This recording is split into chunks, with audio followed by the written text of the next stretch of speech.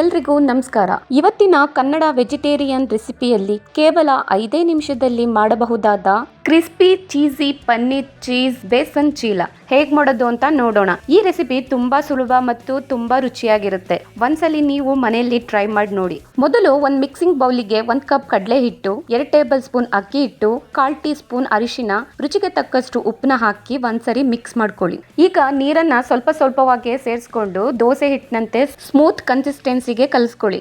ಗಂಟ್ಗಳು ಇರದಂತೆ ಚೆನ್ನಾಗಿ ಮಿಕ್ಸ್ ಮಾಡ್ಕೊಳ್ಳಿ. ಆಗ ದೋಸೆ ಪರ್ಫೆಕ್ಟ್ ಆಗಿ ಬರುತ್ತೆ. ಈ ತರ ಕನ್ಸಿಸ್ಟೆನ್ಸಿಗೆ ಚೆನ್ನಾಗಿ ಕಲಿಸ್ಕೊಂಡ್ರೆ ಸಾಕಾಗುತ್ತೆ. ಈಗ ತವಾ ಬಿಸಿಯಾಗಿದೆ.